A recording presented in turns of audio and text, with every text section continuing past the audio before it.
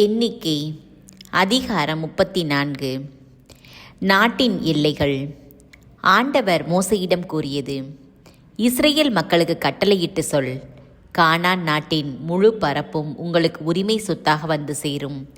கானான் நாட்டில் நீங்கள் நுழையும்போது உங்கள் தெற்கு பகுதி சீன் பாலை நிலத்திலிருந்து ஏதோமின் ஓரமாக செல்லும். அதன் எல்லை கிழக்கில் உப்புக்கடலின் முடிவிலிருந்து துவங்கும் பகுதியாகும்.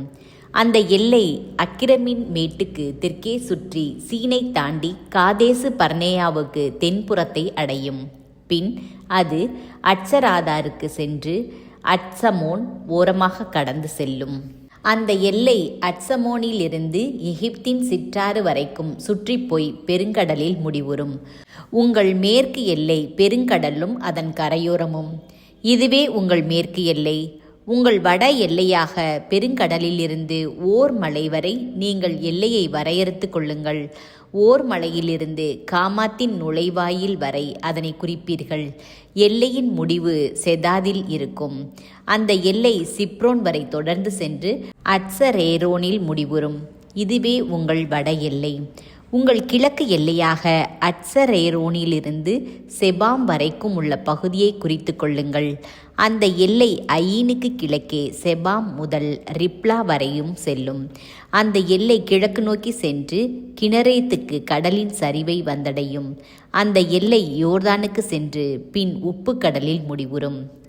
மோசே இஸ்ரேல் மக்களுக்கு கட்டளையிட்டு சொன்னது: திருவுளச் சீட்டு மூலம் நீங்கள் உடைமையாக்கி கொள்ளப் போகும் நாடு இதுவே.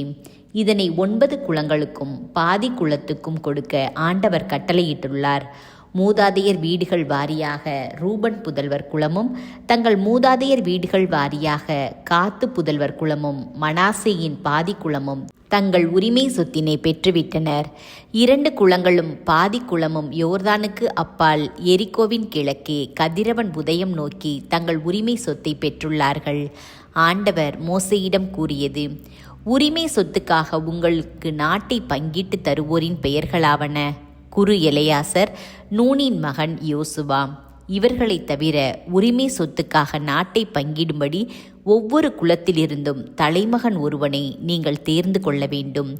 அவர்களின் பெயர்கள்: யூதா குலத்திலிருந்து எப்புனேயின் மகன் காலேபு, சிமியோன் மக்களின் குலத்திலிருந்து அமிகூதின் மகன் செமுவேல், பென்யமின் குலத்திலிருந்து கிஸ்லோனின் மகன் எலிதாது, தான் மக்களின் குலத்திலிருந்து வரும் தலைவன் யோக்லியின் மகன் புக்கி, யோசேப்பின் மக்களில் மனாசே புதல்வர் குலத்திலிருந்து வரும் தலைவன் எப்போத்தின் மகன் கன்னியேல், எப்ராயிம் புதல்வர் குலத்திலிருந்து வரும் தலைவன் சிப்தானின் மகன் கெமுவேல், செபுலோன் புதல்வர் குலத்திலிருந்து வரும் தலைவன் பர்னாக்கின் மகன் எலிசாபான், இசக்கார் புதல்வர் குலத்திலிருந்து வரும் தலைவன் சானின் மகன் பல்தியேல், ஆசேர் புதல்வர் குலத்திலிருந்து வரும் தலைவன் செலோமியின் மகன் அகிகூத்து, நப்தலி புதல்வர் குலத்திலிருந்து வரும் தலைவன் அமிகூதின் மகன் பெதாபேல்.